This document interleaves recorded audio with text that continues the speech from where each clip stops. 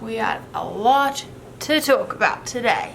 I've got my tea, you better grab yours too because we're gonna be here for a while. Today, we're talking all about how to keep off the weight. And yes, I do have a whiteboard because this is a lesson. We're being very official today. We are talking about how to keep off the weight. In 2017, actually late 2016, early 2017, I began my weight loss journey and I did lose 70 pounds. So I do have quite a lot of experience with keeping off the weight. It is now late 2018 and I have kept off the weight and a lot of other things. I've added muscle, I've done a lot of things with my body, so I do have good first-hand experience with this. I'm not a trained professional, but I just want to tell you my experience and some tips that have helped me. I've also helped thousands of women via Instagram, via my guides, keep off their weight, lose weight, etc. So I do have pretty good knowledge about this, so I just wanted to make a video and help anyone that needs it. So yes, we have a lot of things to discuss today. The majority of this video is going to discuss reverse dieting. I will get more into what that means later. But for right now, I just want to give you some general tips about keeping off weight. My first kind of general tip is to view fitness as a lifestyle. So in order to have it be a lifestyle, it cannot be a crash diet, it cannot be a crazy fad. It needs to become how you live your life. For example, while right now I'm eating more than I usually do, I still get my protein in, I still do my daily workout, I still do my daily hike with Lulu. Health is important to me and it has become my lifestyle. View it as a gift to yourself rather than a punishment. If you view exercise, fitness, health as a punishment, you will never enjoy it and it will never become your lifestyle. You need to do this because you love your body, not because you hate your body. Number 2 tip is muscle. Not a lot of people realize this, but the more muscle that you have, basically the faster your metabolism is. And that's a very vague way of saying it, but basically when you have more muscle in your body, it takes more calories just for you to exist. When you have more muscle, basically your body needs more calories per day just to survive. So you get to eat more and stay leaner, if that makes sense. So I highly encourage you. I know not everyone is into weightlifting, but I think it is an awesome tool therapeutically, gaining muscle, losing fat. As you keep getting stronger and using heavier weights, that is going to burn a ton of calories. Cardio is not the only thing in this world that burns calories. If you're lifting heavy weights, you're squatting, RDLing, sweating, overhead pressing, that takes a lot of work and that is burning a ton of calories. Now, I'm going to delve into the world of reverse dieting. So before I begin, I know I get a lot of questions about macros, which is definitely related to reverse dieting. There are basically 3 different stages you can be in with your calories. You can be in a gaining phase, which means you're in a caloric excess, which is also known as bulking, which is what I'm currently doing. Maintaining is a stage where you're eating the exact amount you need per day. You are not gaining or losing weight.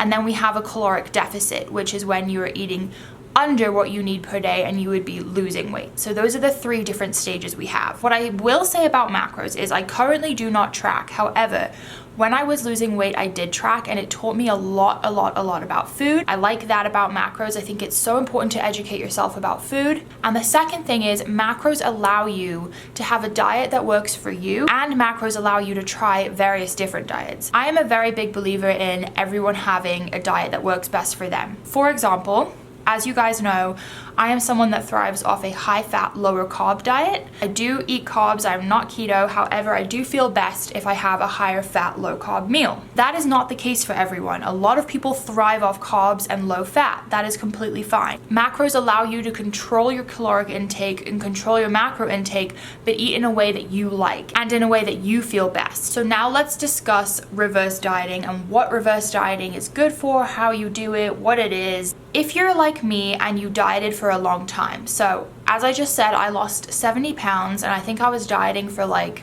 9 months or so, your metabolism is going to be shot. That is a fact. We are not supposed to be dieting for that amount of time. Obviously, sometimes it's necessary. For me, I had a goal and I had to diet that long. However, when you're dieting that long, you tend to get to a pretty low calorie point. So let's say I started at 2,000. I'm gonna slowly chip away at those calories until I reach my goal weight. By the end of that diet, your metabolism is shot and you're not eating that much, and that is not what we want. That is where a reverse diet is gonna come in. It's pretty self-explanatory. It basically says it in the name. it is a reverse diet. So as I said, when you're dieting, you're slowly chipping away at those calories. We're gonna do the same in a reverse diet, except we're adding in the calories slowly but surely. Let me explain a little further. When it comes to a reverse diet, we have 3 main priorities. The first priority is that we don't gain back all that fat. That is the last thing that we want. If you're like me, when I got to the end of my diet, I was pretty terrified. I was really scared that if I started to eat like normal again, I would bounce back, I would gain all that weight, I would get back to that bad place I was in. So I was really scared to reverse diet. But you have to trust the process, because reverse dieting can be amazing. It has helped me out so much. Number 1 priority, we do not want to gain back all that fat. Number 2, we want to fix our metabolism. As I said, after a long diet, your metabolism is going to be shot. We want to fix that. Why do we want to fix that? We want you to be able to eat a normal amount again, go out to dinner with friends, occasionally have meals out, and we don't suddenly gain back all the fat. We want our body to be like, okay, just a little bit more food, I'm fine. I don't need to hold on to this energy and store it as fat. Number 3, maybe this might apply to you. For me, it did, gaining muscle. In order to gain muscle, you need to be eating more. If you're in a caloric deficit, it's unlikely that you'll be able to put on a lot of muscle. Just to give you an example, by the time I got to the end of my weight loss journey, I was pretty skinny, and I wouldn't say that I had a lot of muscle. Even though I was lifting weights, I wasn't really eating enough to put on all that muscle. So when it got to the end of my diet, I was like, okay, I'm ready to put on some muscle. I want some shoulders, I want a butt, like this and that. So that is the other benefit of doing a reverse diet. It allows us to start putting on more muscle. And as I said, the more muscle you have, the leaner you can stay. The key with the reverse diet, as I keep saying, is that we go slowly but surely. That is so important. Let's say we end our diet at 1,200 calories, which is super low. And then the next day we're like, okay, I hit my goal, I'm done with my diet. And you go out to dinner and you jump right to 2,000 calories the next day. Your body is still in that, they call it starvation mode. So when you eat all that food, it's gonna hold on to it as fat. It's gonna hoard it and say, okay, I need this, I'm hungry, I'm gonna store it as fat. That is not what we want. So back to our example. Let's say we ended our diet at 1,200 calories on December 31st. I'm gonna write this down. We ended our diet on New Year's Eve, December 31st, at 1,200 calories. Okay, New Year's Eve, we've ended our diet, we hit our goal, we're feeling fab, but we can't be feeling that fab because we're eating 1,200 calories, and that is extremely low. You're probably very low energy, and this is not sustainable. So we need to fix this issue without gaining back all the fat that we had lost. This is where we need to reverse diet. Boom. Can't really see what I'm doing, so sorry about that. It is now January 1st, and we are beginning our reverse diet. Exciting stuff. January 1st, we are going to start eating 1,300 calories. Guys, this is literally an extra egg, an extra apple a day. It is absolutely nothing. 100 calories is nothing. And that's why a reverse diet can be a little tricky sometimes, because when you're done dieting, you kind of have to go right back into dieting, if you get what I mean. It's still structured and it's still a slow process, because with our bodies, any sudden change is going to show. So as I said before, if you suddenly go from 1,200 to 2,000, you're going to store fat. January 1st, we're going to 1,300, and we're going to do this for 1 week. The next week, we're going to go to 1,400 calories. Then the following week, we're going to 1,500 calories. With that said, this is a very, formulaic process. You should be weighing yourself, looking at your body, judging how you feel. If you feel like you are putting on a lot of weight very quickly, slow down the process. Maybe we'll stay at 1,400 calories for an extra week. So we'll be at this for 2 weeks. And then when you feel like your body has adjusted, we're all good, then we'll jump to 1,500. This is gonna be around a 2 to 3 month process, okay? This is gonna be slow. As I just said, we don't wanna surprise your body. We don't wanna give it a ton of food at once and make it think it has to hold on to it. We wanna go super, super slow. So as we continue this process, we keep adding calories. We're at 1,600, 1,700. So by now we're 5 weeks in. Eventually, we're gonna get to 2,000 calories, and that's a really good amount of food. You're gonna have a good amount of energy, slaying the gym, putting on muscle, but you will not have gained all that fat because we did it slowly but surely. Everything's great, and you're able to go out to eat occasionally, and your body is not gonna freak out. Okay guys, sorry, I know that was a lot of information. I really hope it made sense, but I was gonna kind of go into the emotional side of reverse dieting. I know firsthand when I got to the end of my weight loss journey, I was like, okay, I lost all that weight, like I was feeling good about myself, like I was like, there's no way I'm going back to how I used to be. I feel so great.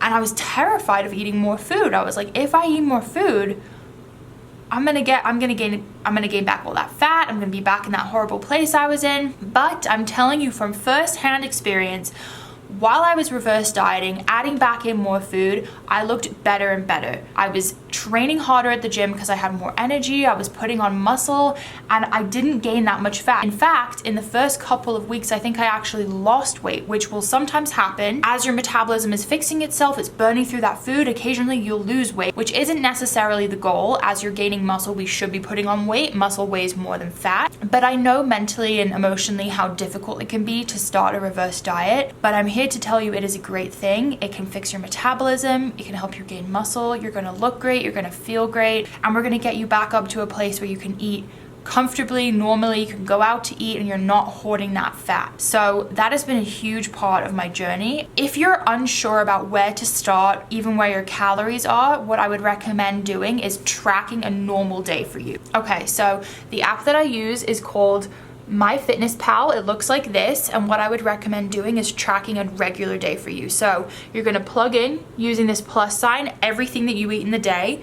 It's a lot easier than it sounds. So for example, I did it this day. You can see my breakfast, my lunch, my snacks, my dinner. I ate a lot that day. And I ended up eating 2,502 calories. And that is gonna help you see kind of where you're at. And based on that number, you're gonna say, okay, am I currently gaining weight? Am I currently staying the same? Am I currently losing? And from there, you can kind of realize like where your calories are at, basically. So guys, I think that's it. I hope you didn't mind this kind of informational video. I just felt like reverse dieting is not something that's super known or popular, and it has helped me, and I know a ton of people it's helped.